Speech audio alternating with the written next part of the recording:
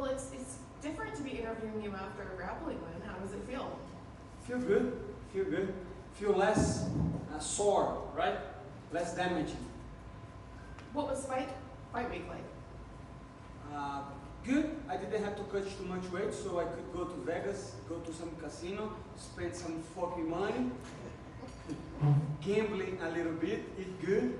Was a nice trip to Vegas. Would you want to do more of these? Or 100 every week. how different was it for you in there? Was it hard to kind of remember, I'm not in a fight, I can't punch this guy in the face?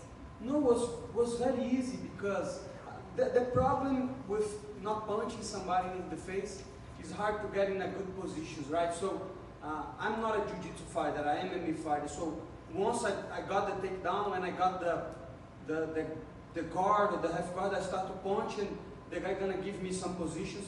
But when you fight grapplers, they know they have not to care about the punches, so they do a better job recovering the guard and like posting the guard. How did this whole opportunity come about? Did you ask to do this, or did they come to you? What was that? No, UFC offered me the fight. I was drinking beers like always and eating steaks. You know, I was enjoying life. I fought in 300, so I'm still enjoying. But they call me and they say, hey, you want to grapple? And I say, of course. What's the money like? And they say, this, and I say, let's do more. You know how it works, right? Negotiations, and then I'm here, very happy. And if they want me to keep fighting grappling, that would be perfect. Did you see that Dana showed up just in time to watch yours? Did you see him there on the side watching him? Actually not. I didn't see Dana, unfortunately. Otherwise I would say, hey Donna, give me Paddy Pimblett. That fucking easy money. I was just going to ask, you said you wanted Paddy, but it sounded like you wanted him in a boxing fight, or did I hear you wrong?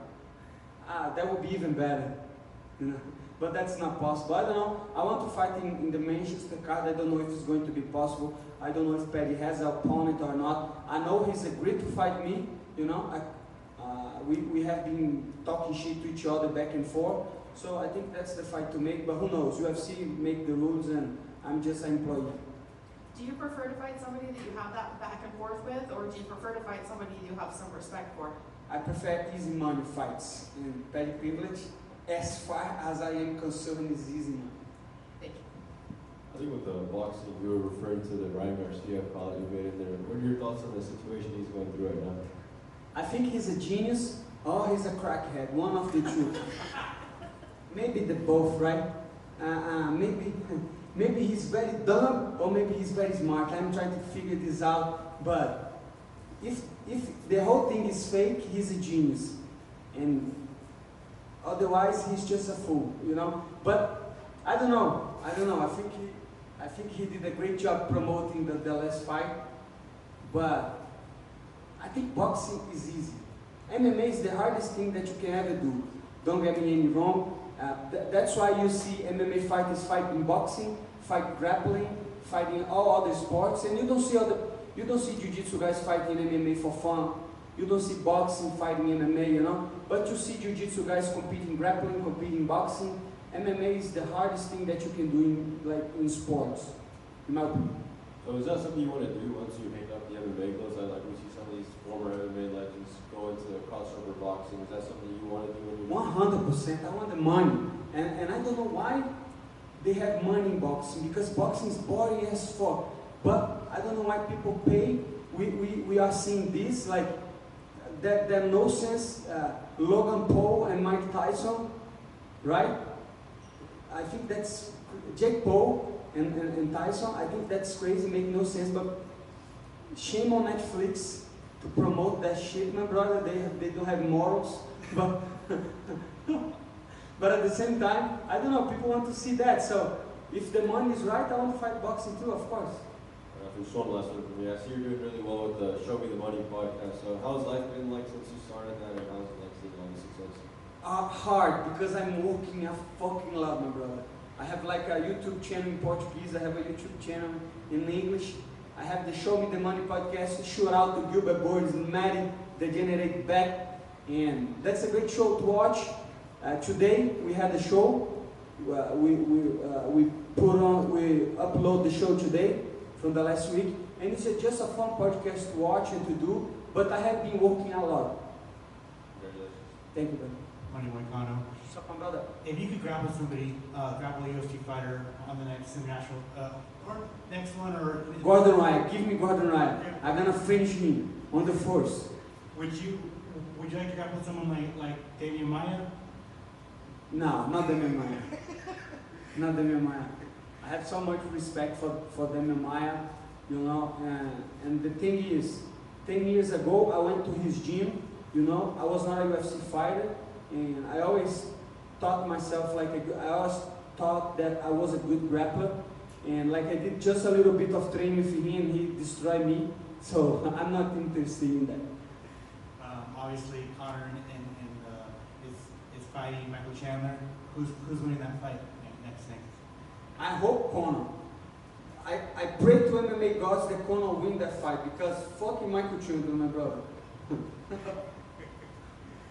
You got something against Michael Chandler? What's up? I don't know. I don't want to talk too much shit, but I think Michael Chandler is fake. I don't know why. I look at him and he seems fake to me. But I don't know him. It's just my impression. Maybe I'm wrong. Maybe one day I can beat the shit out of him and see if he's true. But at least I don't see him being real. I don't know why. What do you think of Joaquin Buckley's call out last weekend? I think you're gonna teach him some mic skills. I didn't like too much, you know, but at the same time, I think he's trying to do something different, and I respect that, you know. During the whole fight week, he was trying to do something different, and I think that's good of him. I didn't like too much, but that's not up to me. That's up to the fans. One thing I can say, thank you so much, because Joaquin Buckley, because you dismantled one of the biggest fraud check that I ever seen, my brother. I thought that Rush was tough, but he is not. He is not, brother.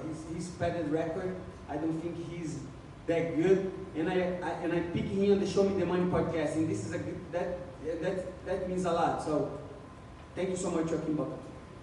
Congratulations. Thank you, brother. Hang on. What's up, my brother? I kind of get the rivalry with Paddy. What's the origin for the rivalry and the background with Ryan Garcia? I don't know. I think UFC protects him. I think Brazilian fighters are like the Mexicans of MMA. You know, they are. Don't laugh at them, my brother. That's wrong. You cannot laugh at that. But I can say because I'm Brazilian. But I think Brazilians like the Mexicans of MMA. If they need a easy worker in MMA, they call it Brazilians. Come here and put the Brazilians to get beat by other people. And I don't like that. I don't like that. I think Brazilians deserve respect because the work that we've been putting in MMA since the beginning. And I think this Englishman is a privileged motherfucker, and I want to beat the shit out of him. That's right. But what about the rivalry of Ryan Garcia? Where did that come from? Not robbery. I think he was. I don't know how to say that. He popped by steroids, right? Yeah. If I don't know, I don't like people that use steroids because I never took steroids in my whole life. I have 34 years. I have been competing since I'm 11. I have been training hard, and I hate people that use steroids, my brother. Because imagine that I spend my whole life being clean, and a motherfucker takes some shit to beat you, and that can end your career. You know, I don't like that. But it is what it is. You know, these boxing fighters, they make so much money that they become delusional. He's young. You know, everybody knows him. He has a lot of money. But guess what? I'm Money Moicano, but not everything is about only money. Money is a means to an end, you know. I want a bigger house, I want a better family, I want a bigger family, and money is gonna help me to accomplish that. But if you get money and you become crazy and you look down people and you use stuff to get advantage, I don't like that. And like I was saying, I prefer MMA, but let's be honest, the real money is in boxing right now. So I know that fight's not gonna happen, but maybe 5 years from now, 10 years from now, who knows?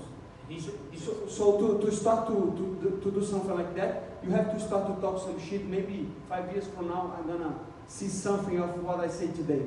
He's expressed an interest in fighting in the UFC before. That's bullshit. 100%. that I can bet with you that he's never gonna put an MMA glove. Sean O'Malley is not well known by his ground game and his wrestling, but imagine if that fight happens. One takedown, the fight is over. You know, in my opinion. I think these boxers, they need a reality check. Once they got kicked on the leg, once they get kicked in the face, once somebody take them down, they're gonna see, man, imagine that. Why you fight boxing? I cannot understand. Why only hands? That's crazy to me. Yeah, just a few about money. How much as a percentage of your purse from this event will you put towards Bitcoin? That's a good question, my brother. That's a good question, but I don't know. I have to understand more about like, because my problem is I'm not a trader, right?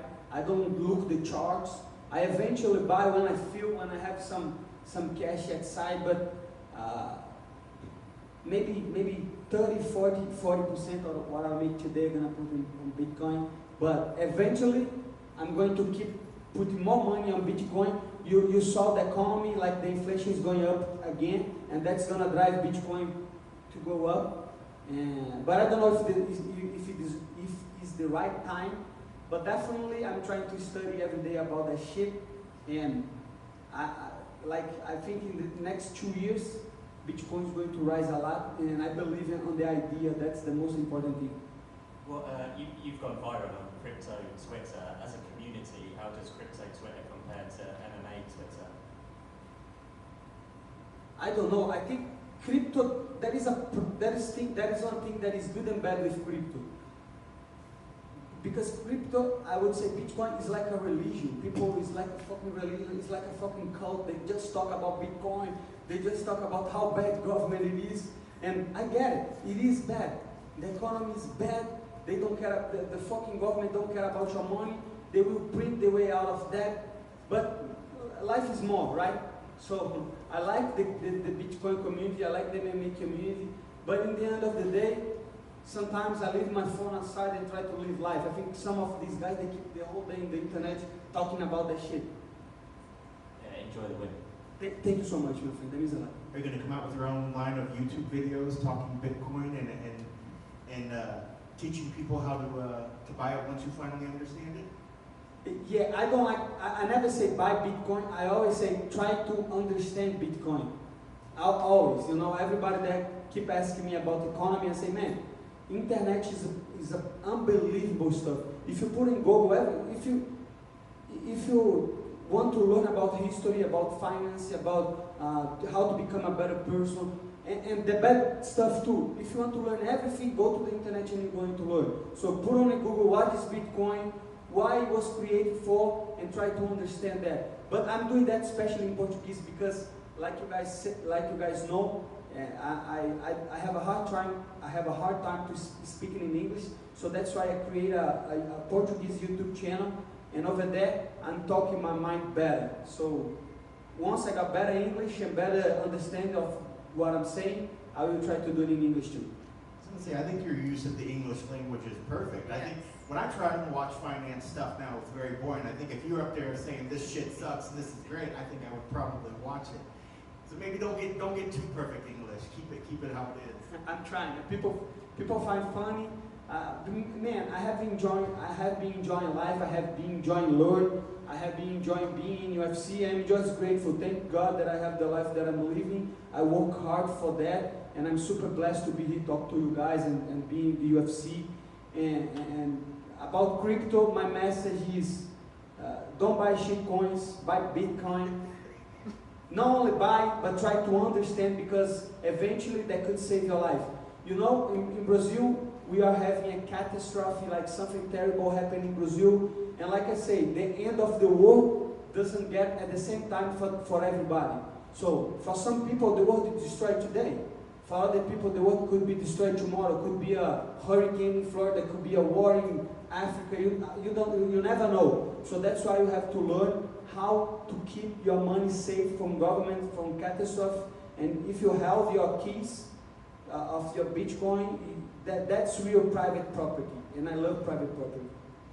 I did want to ask you about tonight, because it looked like you got frustrated. How frustrated were the stalling calls?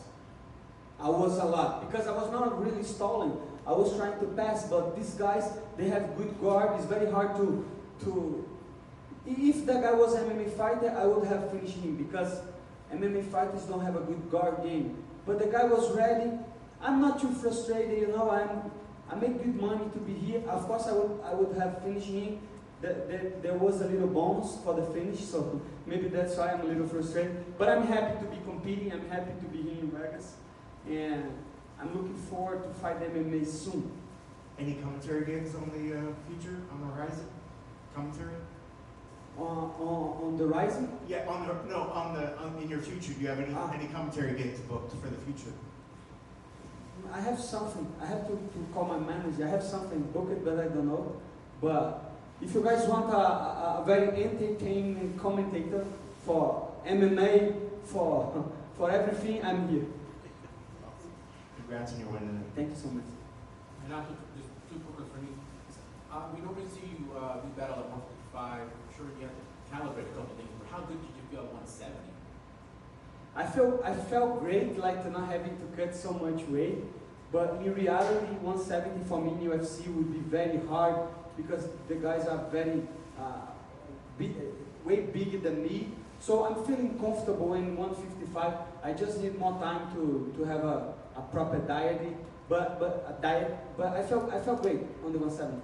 And lastly, you walked up to that Shane McMahon thing. What was the thought process behind that? I mean, it went perfectly in terms of money, but like, how did you guys choose that, or how did you go about that? A lot of people have been, since I started with this money shit, people are saying, hey, use that song. That song is great. But the other song for me in MMA, there is a meaning to the other song that I use in fight nights, and on the night of the fight. It's about my son, it's about family. So today was not a fight, so I wanted to try something different, and I like it. That was a good song to walk. Sir, congrats on the win. Thank you so much, sir. Have a great night. Is your teammate Edson winning this weekend? I hope so, my brother. I hope so, because he's not only my teammate, but he's an idol to me. I remember since the beginning, since before UFC, I always had Edson as a legendary fighter from Brazil. Everything that he did on the octagon and outside the octagon, like he's a true character. You know, Edson is one of I don't know. He's kind of a legendary fighter to me, and I hope he wins. He has a tough fight. That's not going to be an easy fight for Edson or for Murphy, but I hope he wins. You know, I'm not talking here as a commentator or a YouTuber. You know, I'm talking as a friend, and I hope he wins. There's a few BMFs in the UFC. He's one of them, right? 100%. Edson Barboza fought everybody, and not even for that. I remember when you talk about Edson Barboza, I remember his style, his kickboxing style. For me, he was the first truly high-level kickboxer that went to MMA. And we saw like spinning back kicks, knees, elbows, kick knockouts on the head, on the middle, even with low kicks. So back in the day, he was the best kickboxer that we had in MMA, and he was the first one, so that's why he's legendary. Cool. Perfect. Thank you very much. Thanks so much, everybody. Have a great night.